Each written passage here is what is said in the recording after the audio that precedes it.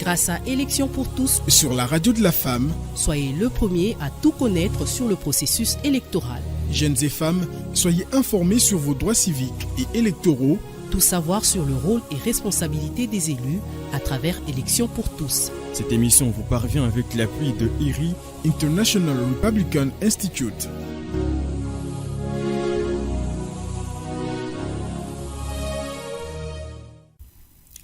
Auditrices et auditeurs, bienvenue dans Élections pour tous, une émission produite par la Radio de la Femme avec l'appui de IRI, International Republican Institute. La Radio de la Femme émet sur la 95.3 FM à Kinshasa et la 98.5 FM à Kananga. Nos programmes sont également disponibles sur notre site web www.radiodelafemme.net. Le coronavirus reste une réalité. Prenez soin de vous et respectez les gestes barrières. Ceci est un message de la Radio de la Femme et son partenaire IRI.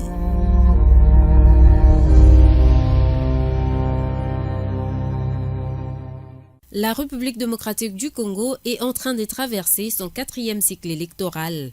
Le président de la CENI, Denis Kadima, accompagné de membres de la centrale électorale, a présenté le 26 novembre 2022 les calendriers électoraux pour les élections de 2023. C'était durant le cadre des concertations avec les mandataires des partis et regroupements politiques organisés au Palais du Peuple. Plusieurs dates cruciales sont à noter, qu'il s'agisse de la présidentielle prévue le 20 décembre 2023 ou encore les premières élections de bourgmestre prévues le 30 mars 2024. La première étape sur le calendrier électoral, à savoir l'identification et l'enrôlement des électeurs, est déjà en pleine exécution. Dans cette émission, vous allez suivre les avis des Congolais sur ce qu'ils pensent du calendrier électoral publié par la CENI, notamment sur combien ils sont confiants quant au respect des dates contenues dans ces calendriers. À suivre également le point de vue des acteurs politiques et ceux de la société civile sur les calendriers publiés par la centrale électorale. Enfin, vous suivrez les explications du président de la CENI sur les calendriers qu'il a publiés. Mais avant, faisons le point sur les derniers faits marquant le processus électoral en cours et les calendriers électoraux avec Jérémy Kitori. Élections pour tous, les dossiers du jour. Le processus électoral poursuit son bonhomme de chemin tel que tracé par la centrale électorale en République démocratique du Congo. Dès le go, c'est le chef de l'État, Félix-Antoine Tshisekedi, qui a montré l'exemple aux habitants de la ville de Mbandaka, dans la province de l'Équateur, où le premier citoyen a rempli ce devoir civique le 24 décembre 2022. Et depuis, différentes personnalités se sont lancées au même exercice. D'abord, Denis Kadima, patron de la Commission électorale nationale indépendante, puis le cardinal Fridolin Ambongo et Martin Fayulu de l'opposition. Et le dernier en date, c'est Jean-Pierre Bemba Gombo du MLC qui, allant chercher sa carte, appelle les Congolais à en faire autant. À la population de pouvoir voter. J'invite vraiment toute la population, bien sûr Kinshasa, mais toute la population dans toutes les provinces de s'enrôler massivement. C'est capital, l'enrôlement, ça détermine l'avenir du pays. Le point de vue politique, les choix des dirigeants, et vraiment c'est une opération que tous les Congolais devraient pouvoir s'imprégner et pouvoir effectuer. Vraiment j'invite toute la population à s'enrôler, et massivement. Le même message de Lingala, où est la Lingala? Pardon? Si pour Jean-Pierre Bemba, il faut que les Congolais aillent se faire massivement enrôler, Emmanuel Chadari et le PPRD posent encore des conditions pour prendre part aux différentes opérations électorales telles que publiées par la Commission électorale nationale indépendante. En effet, notre position n'a pas changé. Je parle ici sur l'enrôlement. Les gens disent, est-ce qu'il faut aller s'enrôler? Est-ce qu'il faut s'arrêter? Pour la famille politique du président Kabila, notre position est claire. Elle n'a pas changé. Elle se présente comme suit. Nous voulons et exigeons que l'élection soit organisée à la fin de l'année. il faut qu'il y ait élection en 2023. Et ces élections-là doivent être inclusives. Donc, nous ne voulons pas qu'on nous présente ici des motifs fallacieux pour dire qu'elle ne sera pas candidat. On ne peut pas forcer des dispositions pour exclure les gens. Ça doit être inclusif, transparent et consensuel. Si on exclut un candidat parce qu'il y a ceci, on interprète mal la Constitution, là, c'est comme si on demande d'appliquer l'article 64 de la Constitution. Pour obtenir la crédibilité, la transparence et l'inclusivité, notre exigence n'a pas changé, n'a même pas évolué dans un sens comme dans un autre. La crédibilité passe par une CENI consensuelle. L'inclusivité passe par une CENI consensuelle. Et elle doit être consensuelle, ça signifie que toutes les parties prenantes doivent être représentées.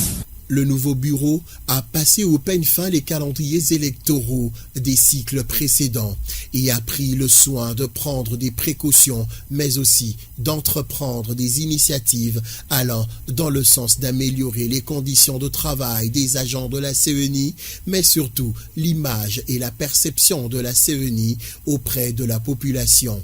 La femme a une place de choix dans ce bureau conduit par Denis Kadima. C'est un grand jour pour les membres de l'Assemblée plénière et le personnel de la Commission électorale nationale indépendante qui voit l'aboutissement d'une année de dur labeur en vue d'atteindre son objectif, celui d'organiser des scrutins libres, démocratiques, transparents et dans le respect du délai constitutionnel. Investi 28 mois après la fin du mandat du bureau précédent, nous n'avons pas considéré cet handicap majeur comme excuse pour traîner le pas. Nous nous sommes aussitôt mis au travail en commençant par une analyse objective de la situation générale de notre institution et du contexte électoral. Nous avons remobilisé nos agents et cadres parce que seules des ressources humaines motivées peuvent nous permettre d'atteindre nos objectifs. Notre credo est celui de placer le personnel de la CENI au cœur de son action. Nous avions en même temps entrepris des réformes pour placer la femme à parité avec l'homme au sein de notre institution. Aujourd'hui, la CENI est fière de compter la première femme secrétaire exécutive nationale adjointe, une directrice adjointe de la logistique. Petit à petit, les femmes de la CENI sont en train de briser le plafond de verre. Par la suite, les membres de la CENI se sont attaqués aux lacunes constatées dans l'exécution des différentes opérations électorales des cycles passés. Il faut reconnaître que les 3 cycles ont apporté une expertise avérée et des compétences techniques remarquables, mais il faut admettre qu'ils ont également écorné l'image de la CENI. Raison pour laquelle mon équipe et moi avons, dès notre prise de fonction, travaillé à améliorer cette perception négative du travail de la CENI et sommes inspirés par une nouvelle vision, celle d'une CENI de standard mondial qui imprime une culture démocratique pérenne en RDC. 15 jours déjà, depuis le début des opérations d'identification et d'enrôlement des électeurs dans la première ère opérationnelle. Le patron de la CENI a bien souligné que cette opération durera 30 jours exactement par ère opérationnelle. Il y aura identification et enrôlement des électeurs dans les provinces de l'ère opérationnelle 1. Il s'agit de Congo central, Kinshasa, Kwango, Kwilu, Maïndombe, Équateur, Mongala, Nord Ubangi, Sud Ubangi et Tchouapa. Du 25 janvier 2023 au 23 février 2023, ça sera l'identification et enrôlement des électeurs dans l'ère opérationnelle 2. Ici, il s'agit du Kasaï, dans les provinces de Kasaï, Kasaï central, Kasaï oriental, Lomami, Sankuru, Olomami, Okatanga, Lualaba et Tanganyika, ainsi qu'en Afrique du Sud, en Belgique et en France. Du 16 février 2023 au 17 mars 2023, ça sera le tour de l'ère opérationnelle 3, donc l'identification et l'enrôlement, dans le Bas-Ouélé, Haut-Ouélé, Ituri, Chopo, Nord Kivu, Sud Kivu, Maniema, ainsi que le Canada et les États-Unis. Prévoyant, Denis Kadima tire la sonnette d'alarme sur les contraintes qui peuvent entraver le bon déroulement des opérations telles qu'annoncées et donc perturber le calendrier électoral. Mesdames et messieurs, le 3 février 2022, soit 4 mois seulement après notre prise de fonction, nous avons publié la feuille de route du processus électoral 2021-2027. À cette occasion, nous avons mentionné les risques qui pourraient entraver la mise en œuvre des différentes opérations électorales. Il est donc utile, à la publication du calendrier électoral, de rappeler ces contraintes qui ne retirent rien à la ferme volonté et à la détermination des membres de la CENI de tout mettre en œuvre pour organiser des scrutins dans les délais constitutionnels. La CENI pense être en mesure de surmonter ces défis avec l'aide de toutes les parties prenantes au processus électoral. Le premier défi est de nature financière, avec d'une part la nécessité de garantir son autonomie financière et donc son indépendance, et d'autre part le respect des délais de décaissement de fonds des opérations. Les contraintes légales figuraient parmi les risques dégagés lors de la publication de la feuille de route. Durant la récente session parlementaire, les deux chambres ont procédé à l'adoption de la loi électorale, laquelle, par la suite, a été promulguée par le président de la République le 29 juin 2022. Nous apprécions cette promptitude. À la suite de cette promulgation, la CENI s'est dotée des textes réglementaires communément appelés mesures d'application sur la base de cette nouvelle loi électorale. Le dispositif juridique sera complet avec la loi portant répartition des sièges, sans laquelle la CENI ne saura convoquer l'électorat des différents scrutins prévus dans le présent calendrier. Le troisième défi de taille est l'insécurité persistante dans certaines parties du territoire national et qui pourrait avoir une incidence sur le bon déroulement des opérations électorales. Il est évident qu'aucune opération ne peut être réalisée à bon escient sans sécurité des électeurs, des compétiteurs, des agents électoraux, du matériel et des sites des opérations. Un autre défi, bien que la pandémie de Covid-19 semble être sous contrôle, sa persistance ne constitue pas moins une préoccupation sanitaire majeure qui, à côté d'autres épidémies, peuvent avoir des conséquences néfastes sur le déroulement des opérations en cas de résurgence. Dernier défi à relever par la CENI, et non de moindre, est celui lié à la logistique des opérations. En effet, il s'agit précisément de l'inexistence de certaines infrastructures de transport de base, telles que les infrastructures routières, aériennes, ferroviaires et fluviales. Faute de temps, la majorité du matériel électoral va être essentiellement acheminé par voie aérienne, avec pour conséquence une augmentation exponentielle des coûts. Tous les défis ci-dessus énumérés peuvent, s'ils ne sont pas surmontés, influer négativement sur l'exécution du calendrier électoral. Concernant les législatives et la présidentielle, les dates sont connues. Les Congolais se sont impatientés, tous dans l'attente des élections, surtout pour les ambitieux et les politiques pour qui les élections sont l'un des moyens d'accéder au pouvoir et de l'exercer le plus longtemps possible. Il est crucial de bien se préparer et de suivre à la lettre les différentes étapes annoncées par la CENI en suivant le calendrier tel que présenté par Denis Kadima. 2. Opération de réception et traitement de candidatures au scrutin direct. Du 25 juin 2023 au 25 juin 2023, convocation de l'électorat pour la députation nationale. 26 juin 2023, 15 juillet 2023, ouverture de bureaux de réception et de traitement des candidatures à la députation nationale, dépôt et traitement des dossiers de candidature. Le 2 août, la convocation de l'électorat pour les députés provinciaux et les conseillers communaux. Le 3 août, du 3 août 2023 au 22 août 2023, ouverture des bureaux de réception et de traitement des candidatures pour l'élection des députés provinciaux et des conseillers communaux, dépôt et traitement des dossiers des candidatures. Du 1er septembre au 1er septembre, convocation de l'électorat pour l'élection présidentielle. Du 19 novembre 2023 au 18 décembre 2023, campagne électorale pour les candidats présidents de la République, députés nationaux et députés provinciaux. Tout est repris sur le calendrier électoral. Reste à la population de s'en approprier les opérations pour ne pas être surpris par une étape, mais aussi pour être témoin de l'évolution du processus électoral étape par étape, tel que prévu par le calendrier publié par la CENI. Élection pour tous. Allons à présent à la rencontre de Congolaises et Congolais qui sont concernés par le processus électoral. Ils s'expriment sur les calendriers électoraux publiés par la Commission électorale nationale indépendante CENI. Élection pour tous.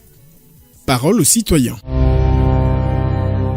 Pour certains Congolais, la réussite du processus électoral et donc du calendrier dépendent de la volonté des autorités et particulièrement du chef de l'État. C'est ce qu'a affirmé Guelor, rencontré dans la commune de Mongafula. Tout dépend de la volonté d'abord des autorités qui gouvernent d'abord parce que c'est eux qui gouvernent, c'est eux qui gèrent l'argent de l'État. Mais s'ils ont la volonté d'organiser les élections, la volonté de contribuer, de donner des moyens financiers qui vont permettre aux autorités de la CENI d'organiser les élections. Moi, je crois bien que ceci finiront à merveille. Et si ce que je peux encore dire, c'est la volonté que le président de la République affiche. Si vraiment cette volonté, ou bien si ce qu'il affiche est vraiment sincère, je vous dis, je vous rassure que les élections auront bien lieu dans notre pays. Et avec la participation de la population qui doit aller s'enrôler. Je profite avec ces messages, demander à la population d'aller s'enrôler massivement parce que c'est vraiment dans leurs droits. Ils sont légitimes. C'est eux qui doivent voter aux prochaines élections. C'est eux qui doivent aller s'enrôler pour avoir des dirigeants qui vont nous représenter. Aujourd'hui, nous sommes en train de dire que non, nous avons des mauvais dirigeants. Mais c'est nous qui faisons des choix. C'est-à-dire, pour faire un bon choix, nous devons d'abord nous enrôler. Et demain, nous irons aux élections pour maintenant choisir, pour voter des autorités qui vont légitimement nous représenter au sommet de l'État. L'opération d'enrôlement lancée par la CENI augmente l'optimisme chez plusieurs vis-à-vis de la réussite du calendrier électoral. Ouais, je pense que oui. Je pense que oui, les élections auront bien lieu au mois de décembre puisque nous sommes encore au mois de janvier. Alors tout le monde a le temps de s'enrôler. Bon, nous pensons qu'avec les calendriers nous présentés par la Commission électorale nationale indépendante, ce dernier nous rassure l'effectivité des élections en 2023. Pourquoi? Parce que nous constatons que les déploiements sur l'enrôlement, cela est prévu sur toute l'étendue du territoire. Quand bien même d'ailleurs ces différentes activités ont commencé dans la ville de Kinshasa et nous pensons que cela va poursuivre dans les différentes provinces. Donc cela déjà nous rassure que il y aura effectivité des élections sur toute l'étendue du territoire de la République. Et pour les déploiements des matériels, voire même les différentes commandes qui ont été faites par le gouvernement, donc nous restons sûrs et certains sur l'effectivité de ces élections. Cependant, d'autres, quoique optimistes quant à la tenue de scrutin, s'inquiètent du rythme duquel se déroule l'enrôlement dans leurs centres respectifs. D'autres s'inquiètent du timing accordé à la première étape de ces calendriers, qui est l'opération d'identification et d'enrôlement des électeurs. Le timing est assez réduit. Déjà, s'il faut prendre les enrôlements qui viennent de commencer. D'habitude, c'est 3 mois, voire au-delà, je pense. Mais cette fois-là, par rapport à notre région, Kinshasa et je pense Congo central et tout ça, le timing est à 1 mois seulement. Donc, et 1 mois. Et donc, c'est difficile. Étant donné que ça a commencé, je pense, le 24 décembre, et ça va aller jusqu'au 24 janvier, si je ne m'abuse. Et donc, pendant cette période, il faut se le dire, la majorité des personnes étaient préoccupées par les fêtes. Et donc, étant donné que les fêtes sont passées, et il y a beaucoup maintenant qui commencent à se dire, ah ben tiens, il y a un enrôlement, tout et tout. Et ça va déjà finir ce 24. Et donc, du coup, c'est difficile. Il y aura beaucoup de personnes qui n'auront pas de carte. Si seulement, peut-être la CENI va rallonger le temps des enrôlements, ça je ne le sais pas encore. Mais si cela reste fixe, ce sera très difficile pour que tout le monde puisse avoir la carte d'électeur pour les élections de décembre 2023. Alors, s'il faudrait vraiment répondre à la question, je pourrais dire que les élections peuvent avoir lieu en décembre 2023. Donc, on reste confiant, mais quand même, tout de même, on se pose des questions pourquoi ils ont fait les choses de cette manière-là. Je m'appelle Suzanne, je suis étudiante et je suis venue me faire enrôler. Voilà, je suis venue au lycée technique au Missa Lissa, c'est à Bandel, à Doula. Bon, puisque c'est en décembre, oui, les élections peuvent avoir lieu, mais seulement si les personnes chargées de faire en sorte que cette élection se produise sont bien organisées. Parce que si déjà au début, il y a déjà un désordre complet comme ça, espérons qu'à la fin, il y aura de l'ordre, parce que vaut mieux la fin d'une chose que son commencement. C'est bien aussi de promettre qu'il y aura élection, mais c'est bien aussi de tenir parole, parce que beaucoup nous ont promis des choses qu'ils n'ont pas tenues. En tout cas, je ne pense pas. Vous savez, nous sommes nombreux en République démocratique du Congo, nous sommes nombreux à Kinshasa et les machines ne sont pas nombreuses. Par centre, on peut trouver une machine, ailleurs on peut trouver 3 machines alors qu'il y a des millions de personnes. Et après, il y a des gens qui ne connaissent même pas leur identité, ils sont obligés de chercher et tu peux passer toute une heure à te faire enrôler, à te donner tes informations, alors qu'il y a des milliers de personnes derrière toi. Donc je pense qu'au niveau de l'organisation, j'y reviens encore, la CENI doit fournir un effort de renforcer sa technique et ses machines aussi. Élection pour tous. Je vous l'ai dit en début de cette émission, le calendrier électoral a été publié le 26 novembre 2022. Les grandes opérations de ces calendriers sont entre autres la constitution du fichier électoral, l'opération des réceptions et des traitements des candidatures au scrutin direct, l'organisation de scrutins directs et indirects, l'élection de gouverneurs ainsi que celle des sénateurs. Pour ce qui est de la constitution du fichier électoral, le calendrier prévoit, outre l'identification et l'enrôlement des électeurs, la publication des statistiques des électeurs par circonscription électorale, la promulgation de la loi sur la répartition des sièges, l'opération des réceptions et des traitements des candidatures au scrutin direct. Au sein de la classe politique, le calendrier électoral a également été au centre des débats. Si, dans le camp de l'Union sacrée de la nation, le calendrier électoral est adopté à l'unanimité, dans les camps de l'opposition, les opinions sont divisées. D'un côté, l'on réclame le consensus autour du calendrier électoral, de l'autre côté, l'on estime que le vin est tiré, il faut le boire. D'autres encore empruntent le chemin du boycott. Pour Prince Epenge, cadre au sein de l'opposition Lamouka, sans le consensus voulu et exigé par sa formation politique, les élections prochaines aboutiront au chaos. Il a été joint au téléphone par Christophe Mpiana. Nous avions dit que le calendrier publié, on va faire avec. Il présente beaucoup de faiblesses qu'il va falloir apporter le correctif. Il faut corriger. Il faut corriger dans un cadre consensuel. Kadima a élaboré ce calendrier tout seul avec comme guide M. Félix Chilombo. Or, les élections c'est une compétition et dans toute compétition, il faut que les joueurs, les compétiteurs se mettent d'accord sur les règles du jeu. Félix est un compétiteur, Martin Faoul est un compétiteur, Moïse Katumbu Matata sont aussi des compétiteurs. Et donc, il faut que nous puissions, dans un cadre consensuel, définir et accepter les règles du jeu ensemble. Je crois que même le chaos que nous vivons aujourd'hui, avec des machines qui tombent en panne chaque 5 minutes, avec des populations qui vont s'enrôler jusqu'à 20 km de distance, avec des agents de la CENI aussi compétents. Si nous avions accepté le consensus sur celle que la coalition La Mouka, avec son coordonnateur Martin Fayoul avait exigé, nous aurions pu éviter ces faiblesses, certaines erreurs. Donc pour nous, le calendrier est là, nous constatons, maintenant il faut le corriger. Et le corriger le plus vite possible. Parce que les élections concernent tous les Congolais. Et quand Kadima et l'Union Sacrée, on ne peut pas préparer une élection tout seul comme on prépare l'anniversaire d'une fête d'anniversaire de sa femme. Où on va choisir le gâteau, la liste des invités, la liste des invités seule.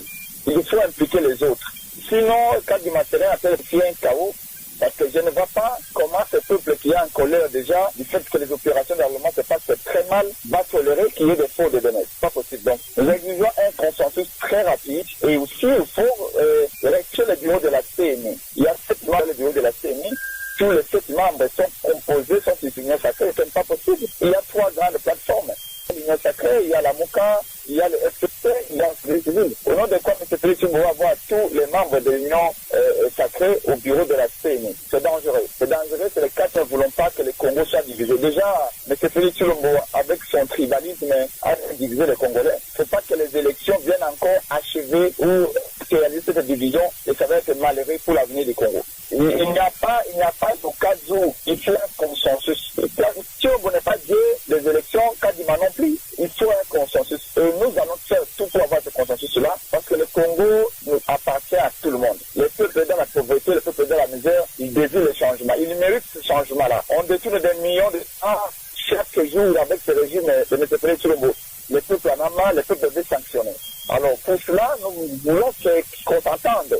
1 jour, 2 jours suffisent. On n'a pas besoin d'une semaine à tout cela. Donc dire que est-ce que vous irez ou vous n'irez pas, nous disons nous irons aux élections d'où il faut corriger les erreurs qui risquent d'amener un drame demain. C'est ça. Nous restons optimistes. Nous pensons que ceux qui sont au pouvoir, qui sont venus au pouvoir par la foudre, ont des cerveaux et ont des oreilles et qu'ils entendent la détresse du peuple et qu'ils comprennent qu'il y a un danger. Je sais qu'ils sont aveuglés par le million de tout, mais comme vous le savez, rien ne reste éternellement et personne n'est indispensable. Nous sommes tous des pèlerins, mais nous voulons laisser aux enfants du Congo un pays plus beau qu'avant et donc ceci passe par de bonnes élections.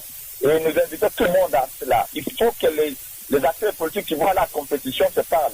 Kadima est pire même que Ngoï Mulunda. À l'époque, Ngoï Mulunda recevait même les opposants, mais les portes à toute discussion et en train de planifier les opérations seules. Aujourd'hui, le chaos que nous avons aujourd'hui, où on a des agents de la CENI pour la majorité incompétente, pendant les débats que vous soyez à Ingende, à l'Équateur, que vous soyez à Sidou Bangino, que vous soyez dans les grands Équateurs, Mandombe, Kwilu, Kwango, que vous soyez dans le Congo central, à Kinshasa, partout les peuples plairent pour avoir votre carte d'électeur, c'est un parcours de combattant. On n'a jamais vu un sorte d'enrôlement aussi chaotique. Mais nous savons que tout ça, quand il m'a fait sciemment pour démobiliser les Congolais. Parce qu'il veut se donner une image de tout la pauvre, mais ça ne passera pas. Nous sommes éveillés, nous suivrons tout. Le peuple congolais n'est pas bête. Le peuple sait maintenant faire la différence. Par contre, Constant Moutamba, président de la dynamique progressiste de l'opposition, parti politique qui se réclame de l'opposition républicaine, estime que tout est parti pour affronter ces élections tant attendues. Nous sommes de l'opposition politique, mais qui se veut constructive, qui se veut républicaine. Pour nous, opposition républicaine, c'est un débat révolu. C'est contradictoire que de vouloir une chose et son contraire à la fois. L'on ne peut pas, à 12 mois des élections, relancer le débat sur la récomposition de la CENI, étant entendu que l'on sait combien de temps cela nous a pris pour mettre en place l'actuelle équipe de la CENI. Je pense que le train est en marche, autant voudrait que nous puissions nous tous nous y accommoder. Je ne sais pas de quel doute il s'agit, à notre humble avis. Cette équipe est composée des représentants issus de toutes les composantes telles que cela est prévu par la loi organique sur la CENI, à savoir la majorité au pouvoir, l'opposition politique, mais aussi la société civile. Pour ce qui concerne l'opposition politique, l'Assemblée nationale, après plusieurs mois de tension, avait lancé l'appel à candidature et tout le monde avait candidaté. Et il s'est fait que la DIPRO avait également candidaté en envoyant les meilleurs de ses rangs au sein de la CUNI pour représenter l'opposition politique, ce qui est le cas aujourd'hui. Et donc, je pense, à mon humble avis, que c'est un débat qui n'a pas lieu d'être aujourd'hui. En dehors des cas de force majeure, nous ne voyons rien d'autre. C'est cela notre vœu. Notre vœu est justement d'avoir un processus électoral apaisé, crédible et surtout transparent. Richard Mpinda, membre de l'Union sacrée de la Nation, camp du pouvoir, laisse entendre que le calendrier publié par Denis Kadima est une preuve que les élections auront bel et bien lieu et que les exigences de l'opposition ne sont que distractions. Il a été joint au téléphone par Christophe Mpiana. Bon, écoutez, nous l'avons reçu à bras ouverts parce que les échéances étaient déjà prévues depuis c'était prévu depuis les élections de 2019. Chaque citoyen, chaque politique, chaque parti politique s'attendait à ce que un calendrier responsable soit présenté et ces calendriers ne devaient pas violer, les délais constitutionnels. Donc, où nous sommes rendus aujourd'hui, nous avons un calendrier et ce calendrier a beaucoup de côtés forts, donc qui permettront à ce que nous puissions tenir les élections dans le délai constitutionnel. Voilà pourquoi nous avons reçu à bras ouverts, parce que nous sommes conséquemment préparés pour aller aux élections et donner au président de la République, une majorité, parce que nous croyons à sa réélection et que nous avons travaillé conséquemment, que nous avons un bilan qui va éventuellement accompagner ce que nous disons. Et deuxièmement, il faille pour nous préparer pour les élections qui permettront au président de la République d'avoir aussi, une majorité qui va dans son sens, non pas une majorité qui le ferait chanter à tous les chants. Je pense que nous allons respecter les délais donnés par le calendrier. Ça, c'est une insigne. Je vais vous démontrer qu'il y a des innovations qui font en sorte que les délais soient respectés. Prenons par exemple, nous avons 42 millions de Congolais qui ont été enrôlés en 2018. Nous sommes arrivés en 2019. On nous présente un nouveau programme, disons un nouveau procédé qui consiste en un enregistrement préalable, c'est-à-dire un pré-enregistrement. Ce qui voudrait tout simplement dire que nous devons, à l'aide de nos smartphones, arriver à mettre déjà à la disposition de la CNI sur fond un code électronique. Lorsque vous êtes au bureau de la CNI, vous donnez ce code-là, on peut avoir facilement vos données et vous imprimer une carte d'électeur le plus vite possible. C'est-à-dire que si 42 millions ont été enrôlés, aujourd'hui ils sont attendus 52 millions. Ce qui voudrait dire que ça sera beaucoup plus expéditif parce que les données sont déjà disponibles. Ce qui reste à faire, c'est de les imprimer et de les actualiser. Ça, c'est un fait. Alors, je pense que ça permet de pouvoir gagner du temps. Au lieu de prendre plus de temps comme on l'avait pris dans le procédé antérieur, je pense que c'est déjà quelque chose d'avancé.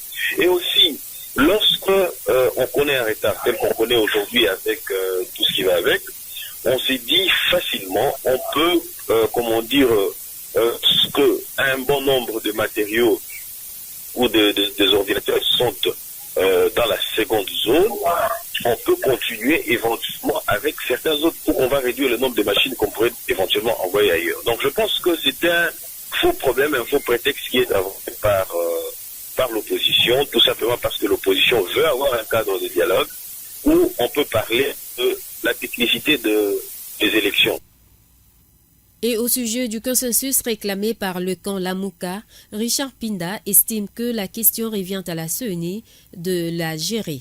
Moi, je pense que c'est un faux débat parce que les questions qui peuvent être évoquées par ces dialogues-là sont déjà réglés par la Constitution et aussi réglés par la CENI parce que la CENI a un cadre de conservation où tout le monde peut se retrouver et échanger parler de ces questions-là. Elle dit qu'en dehors du consensus, il y a d'autres procédés.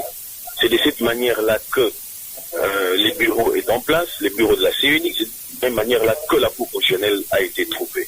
Nous n'allons pas continuer dans ces méandres, dans cette scénario où dans ces scénarios où les politiques congolais habitués à se retrouver au cours des dialogues où on doit partager le pouvoir. Nous devons maintenant nous habituer à des systèmes qui font que l'élite, les meilleurs, puissent l'emporter et éventuellement accéder à la gestion de la chose publique. Moi, je pense que le temps est lancé pour que nous puissions aller aux élections. Nous sommes en démocratie, vous le dites. La démocratie et les élections plutôt en démocratie, c'est les thermomètres par excellence de la démocratie. On n'arrête pas on ne suspend pas d'évoluer normalement pour éventuellement que les gens se retrouvent autour d'une table pour parler. Le dialogue, il est permanent dans des cadres avec la CENI, dans les cadres des concertations qui avaient été organisées avec la société civile et les partis politiques. Donc je pense que nous devons évoluer, permettre à l'État de pouvoir poser ces jalons d'une réelle démocratie et faire en sorte que le Congo puisse assurer son développement. Au sein de la société civile, Dieudonné Mouchagaloussa, président du panel des experts de la société civile, structure œuvrant dans le domaine électoral, dresse une liste des faiblesses contenues dans le calendrier électoral publié par la CENI. Bon, trouver le calendrier réaliste, je crois que nous sommes en train de vivre aujourd'hui que ce calendrier, non seulement il est irréaliste, mais il est également illégal. Mais c'était également un calendrier qui a été publié dans la précipitation. Et ça se voit sur plusieurs aspects. Irréaliste, d'abord, vous avez suivi, comme moi, même une forte dame, pas n'importe laquelle, c'est madame le rapporteur de la Commission électorale nationale indépendante qui avait écrit à son président pour lui faire des observations sur le caractère irréaliste de ce calendrier électoral. Et donc déjà, si au niveau de l'interne, le calendrier n'a pas obtenu l'unanimité, ça veut dire que ce calendrier a violé les principes de la loi organique qui demande à ce que des décisions pareilles puissent être prises dans la plénière. Et donc, il ressort clairement que le calendrier a été décidé unilatéralement par le président de la Commission électorale nationale indépendante de la CENI, Denis Kadima, qui s'est transformé lui-même en plénière. Ça, c'est une chose. Deuxième chose, c'est un calendrier irréaliste parce qu'il viole les principes des normes et standards internationaux. Vous savez que la période de la refonte du fichier électoral doit prendre 3 mois, en principe, par rapport au nombre d'électeurs attendus. Mais il n'y a aucune magie, il n'y a aucune façon, il n'y a aucune manière par laquelle, techniquement, même en prenant le nombre d'enrôlés attendus, en prenant le nombre de machines commandées, en prenant le nombre des agents électoraux, des membres commis à l'identification, à l'enrôlement des électeurs, il est quasiment impossible qu'on puisse terminer l'enrôlement, l'identification des électeurs dans 30 jours par heure opérationnelle. Voilà, et donc la preuve est qu'aujourd'hui ça platine, mais également irréaliste parce que ce calendrier n'a pas pris compte de la logistique électorale. Pour programmer cela, on devrait être rassuré d'avoir tous les matériels électoraux et la quincaillerie électorale également. On devrait être rassuré qu'on doit déployer ces matériels dans les hubs principaux qui constituent les lieux de distribution des matériels et des déplacements. On devrait se rassurer également de la formation des animateurs, formateurs et des agents électoraux. Parce qu'avant de déployer les agents sur le terrain, on devrait se rassurer de les avoir formés. La preuve est qu'aujourd'hui, il y a un tâtonnement, on est en train de les voir. Je viens de centre ici à l'école de Révérend Kim, rien ne marche. Donc, le calendrier a été non seulement irréaliste, il a été précipité, il a été pris illégalement et il y a des choses qui violent fondamentalement les instruments juridique en rapport avec la question électorale. Si vous regardez dans le calendrier électoral lui-même, je peux prendre 2-3 éléments. On parle que les élections présidentielles auront lieu le 20 décembre 2023. Mais la loi électorale parle que les scrutins ne peuvent avoir lieu qu'un jour férié ou un dimanche. C'est la loi qui le dit. Ça n'a rien à faire avec la couleur, avec les sentiments, avec les émotions ou avec la volonté de qui que ce soit. Mais si vous regardez la date prévue pour les scrutins des présidentielles couplés aux législatives, c'est une date illégale parce que c'est une date qui n'est pas conforme à la loi électorale. Donc c'est un jour ouvrable et les élections ne peuvent pas avoir lieu un jour ouvrable pour plusieurs raisons. Il y a des fonctionnaires qui doivent aller aux élections, il y a des étudiants qui doivent aller élire, il y a toute catégorie de personnes qui travaillent dans les différents secteurs de la vie ou différents secteurs vitaux qui doivent aller aux élections. Mais comment on va fixer le scrutin un jour ouvrable?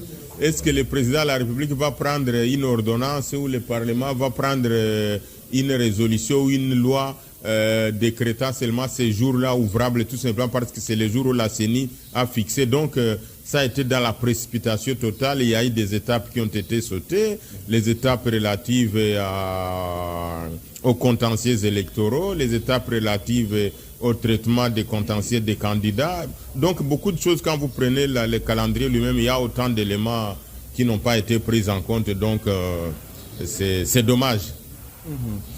Alors, le calendrier en question, jusqu'à présent, il y a l'étape de la cartographie électorale qui était prévue. Elle a été franchie. L'opération d'enrôlement est en cours, une étape notamment cruciale et compliquée, mais c'est en train d'être fait par la Commission électorale nationale indépendante. Est-ce que ce n'est pas là des bons signaux, malgré les critiques que vous pouvez apporter? Non, il n'y a pas de critiques, nous faisons des observations. Les faits, vous êtes de la presse, on parle que les faits sont têtus, les faits parlent d'eux-mêmes, donc on ne fait pas de critiques, mais on fait des observations, on est en train de relever l'état des lieux de la question. La cartographie des centres d'inscription, j'ai mis quiconque au défi, la cartographie n'a jamais été validée par la CENI. Qui peut me dire aujourd'hui qu'il connaît les centres d'inscription de la ville de Kinshasa? Personne, de manière que les gens sont en train de tâtonner. Les gens ne savent même pas, même s'il y a la volonté des gens qui doivent aller se faire enrôler, mais les gens ne savent pas où ils doivent aller. Donc la cartographie n'a pas été validée. Or, la cartographie, c'est la matrice de ce qui doit être la refonte du fichier électoral ou la révision totale du fichier électoral. Mais pour le cas espèce, la CENI a préféré la refonte totale au lieu de la révision du fichier électoral.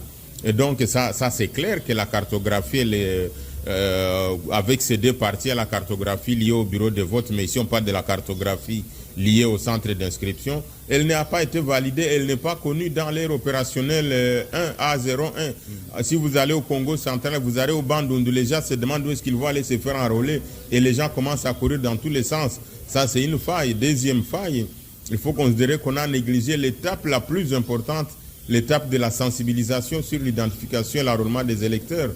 Mais faites le tour de la ville de Kinshasa, qu'on puisse me dire même où est-ce qu'on a vu une banderole, un seul calico qui parle de l'enrôlement et l'identification des électeurs. Et nulle part, c'est qu'on n'a jamais vu durant tous les 3 cycles précédents. Donc, je crois que l'équipe actuelle de la CENI s'est basée sur 2 éléments pour négliger cet aspect de la sensibilisation. Tout simplement parce qu'on sait que chaque Congolais a besoin, ou chaque Congolaise a besoin de la carte d'électeur pour s'en servir comme carte d'identité, ce qui fait que les Congolais sont obligés de se faire enrôler pour obtenir cette carte, et la CENI malheureusement a mal interprété cela, qui va finalement se retourner contre elle-même au regard de cette faible sensibilisation. Mais également, il faut signaler que la CENI, au regard du contexte actuel, n'a pas impliqué la société civile dedans. Et c'est la société civile qui est une composante importante du processus électoral en RDC n'est pas impliquée, c'est sûr que la CENI devrait récolter un échec comme nous sommes en train de le voir aujourd'hui. Quand vous prenez la refonte ou la révision du fichier électoral actuellement, vous avez déjà 3 sortes de difficultés majeures. La première, comme je viens de le dire, tous les centres n'ont pas été ouverts les jours prévus. Ce qu'on n'a jamais vécu parce qu'en principe, nous sommes au 4e cycle électoral. Les acquis du premier cycle, du deuxième cycle, du troisième cycle devraient être préservés.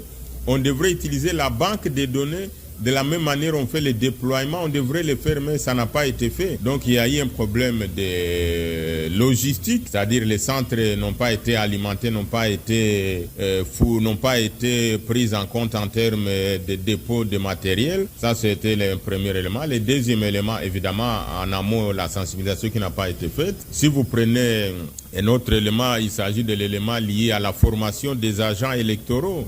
Nous avons vu comment est-ce qu'ils ont des difficultés pour pouvoir enrôler les gens. Et donc, on a brisé la chaîne. On devrait puiser dans la banque des données des agents qui ont été formés dans les cycles passés. On pouvait faire recours à eux parce qu'ils sont toujours là. Et donc, c'était de bonne loi qu'on puisse recourir à eux. Malheureusement, on a brisé cette chaîne, on a effacé sciemment cette banque de données pour pouvoir constituer une nouvelle. Il y a également, en termes de formation, le non-respect des minimums de principes et normes liés à la loi sur l'identification et l'enrôlement des électeurs. Le coronavirus reste une réalité. Prenez soin de vous et respectez les gestes barrières. Ceci est un message de la Radio de la Femme et son partenaire IRI.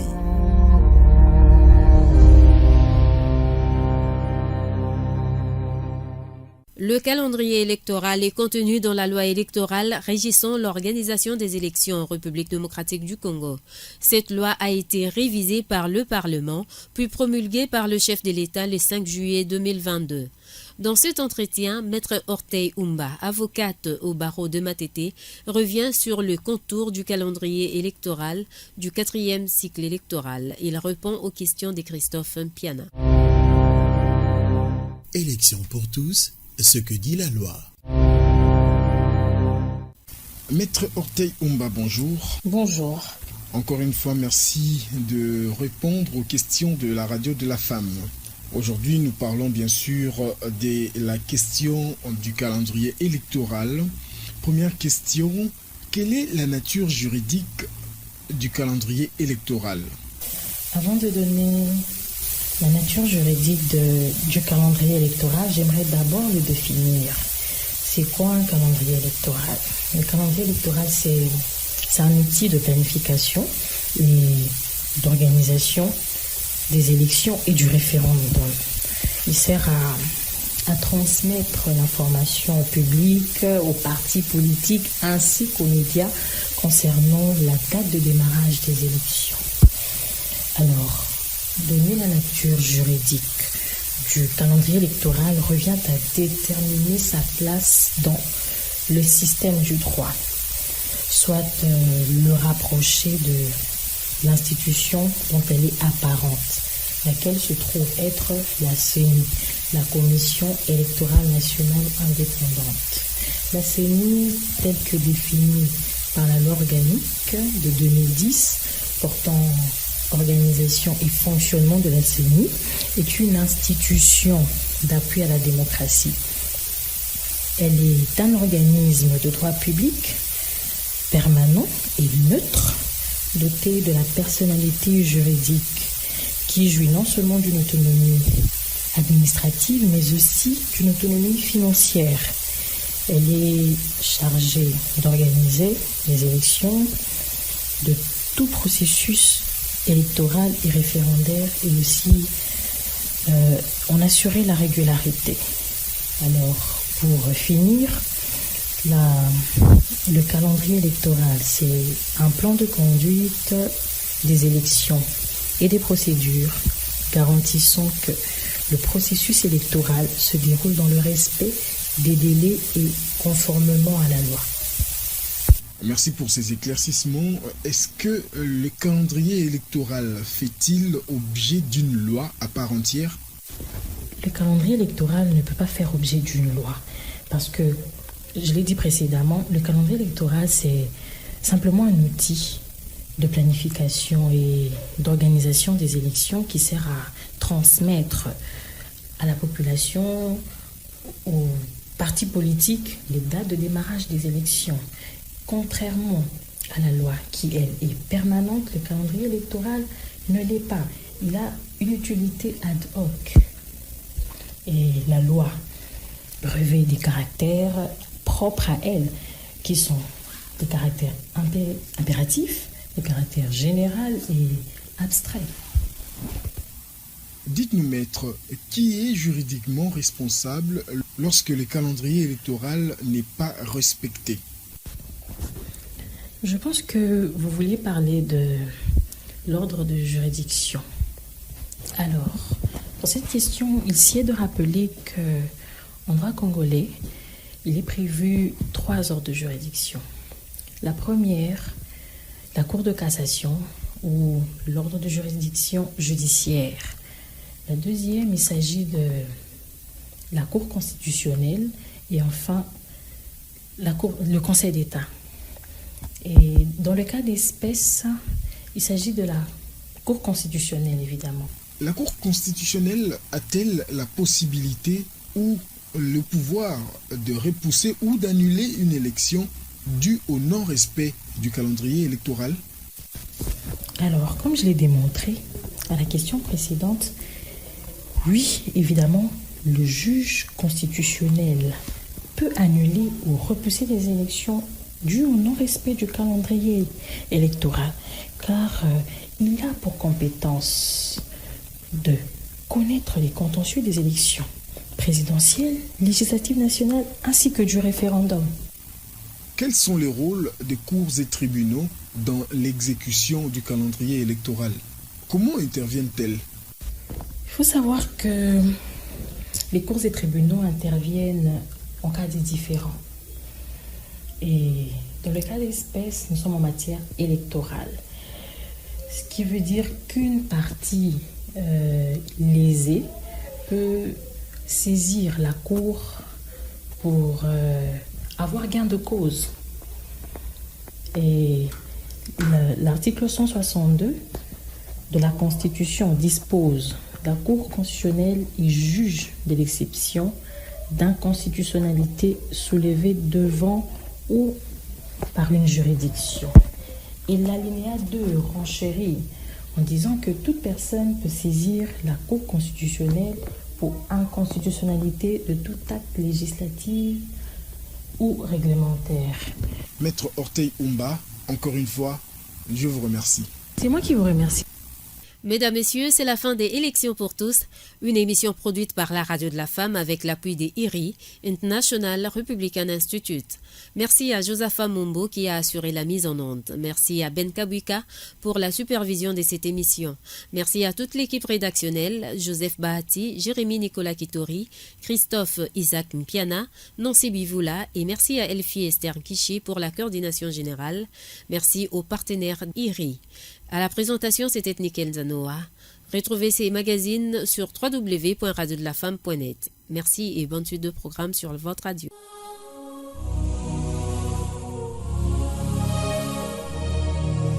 Grâce à Élections pour tous sur la Radio de la Femme, soyez le premier à tout connaître sur le processus électoral. Jeunes et femmes, soyez informés sur vos droits civiques et électoraux. Tout savoir sur le rôle et responsabilité des élus à travers Élections pour tous. Cette émission vous parvient avec l'appui de IRI, International Republican Institute.